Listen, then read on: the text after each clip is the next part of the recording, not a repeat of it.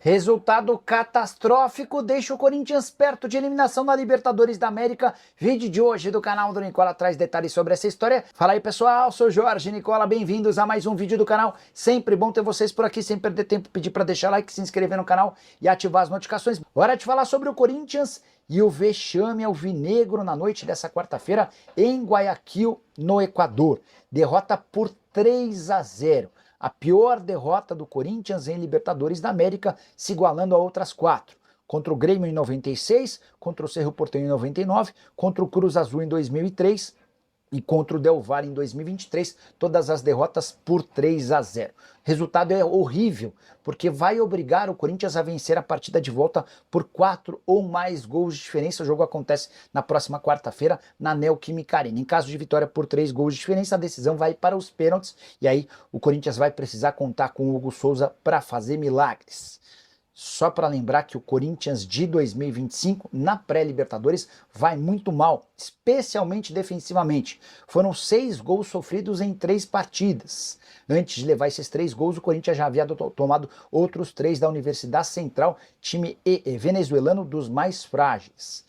Corinthians que venceu e passou pela Universidade Central com um gol de Yuri Alberto aos 43 do segundo tempo na partida na Neoquímica. Depois do jogo, o Maicon chegou a dizer que estava envergonhado. Já o Ramon Dias admitiu que o adversário foi bem superior e que agora não dá para desistir, até porque o Corinthians já mostrou muita força de reação, especialmente no Brasileiro do ano passado, quando corria risco de rebaixamento e conseguiu a classificação para pré-Libertadores. Só para arrematar em relação ao Timão, antes de você decidir se o Corinthians tem ou não chances de passar. O clube tem a segunda pior defesa entre os times da Série A na temporada, são 19 gols sofridos. O Corinthians também é o segundo time da Série A com mais gols sofridos em cruzamentos. Foram 11 gols dessa maneira. Só para completar, o Corinthians vinha marcando gols há 25 partidas. Essa sequência também foi interrompida com 3-0 diante do Barça. E aí, Corinthians ainda tem chance ou não? Já usa o espaço para comentário. Só não esquece de deixar like, de se inscrever no canal. Não, eu não tô exagerando, gente. E o torcedor que acompanhou o jogo sabe do que eu tô falando. A atuação ela foi terrível em todos os aspectos. Num técnico inventando um sistema tático e uma escalação para um jogo decisivo no começo da temporada, fazendo testes, coisa que a gente alertava para não fazer. De jogadores que não conseguiram, obviamente, por conta desse sistema, se encontrar dentro do jogo. E aí sim, o Corinthians amassado, dominado, amplamente encurralado por um time mediano do continente, que é o Barcelona de Guayaquil. Vamos combinar. Não estamos falando de um time como o River Plate, de um time brasileiro, né, do Flamengo da vida, um Palmeiras no auge. Não estamos falando nada disso. Estamos falando de um Barcelona de Guayaquil, que é muito mais time do que a Universidade Central da Venezuela. Pois bem, já na fase anterior, o Corinthians foi se classificar diante de um time semi-amador da Venezuela aos 41 minutos do segundo tempo, num gol salvador, depois de tomar 3 gols desse adversário. Aí chega nessa partida, num confronto muito mais difícil, contra um time que está invicto, é verdade, esse ano, aliás, há 12 jogos, contando o ano passado, que a gente sabia ia ser mais complicado. Mas espera aí, eu não imaginei que o Corinthians, de novo, fosse favorecer a situação, fosse permitir a situação que permitiu, como fora já contra o Flamengo ano passado, contra o Racing, né, Ramon Dias? É impressionante. O Ramon ele tem uma urticária com o jogo eliminatório, com o jogo mata-mata. Ele precisa fazer alguma coisa, e normalmente uma coisa errada. Ele não escolhe os melhores jogadores, ele inventa escalações, ele muda sistemas e o time não consegue corresponder. E isso é culpa de quem? É óbvio que é do treinador.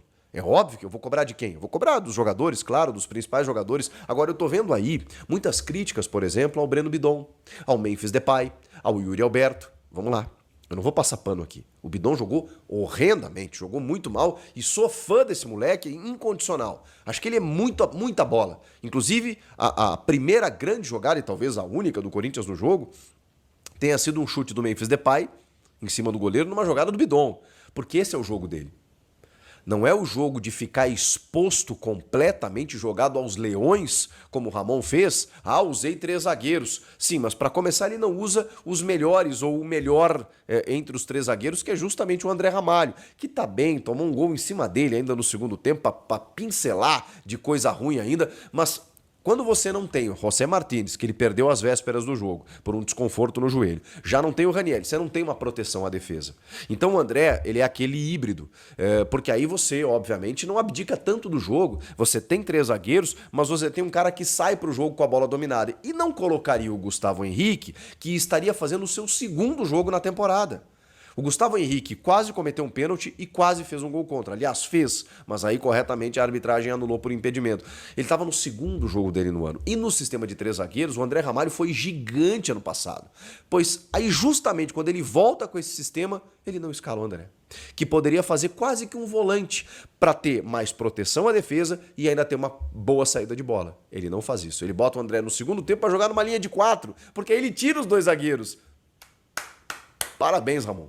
Tudo errado, tudo errado. Então, assim, o Breno Bidon, junto do Alex Santana, eles ficaram alinhados numa primeira função e o Rodrigo Garro na armação. Gente, não houve conexão nenhuma entre os setores, porque esse time nunca jogou junto. E aí, como é que você espera que um time que nunca jogou junto tenha uma atuação convincente num jogo decisivo de pré-Libertadores?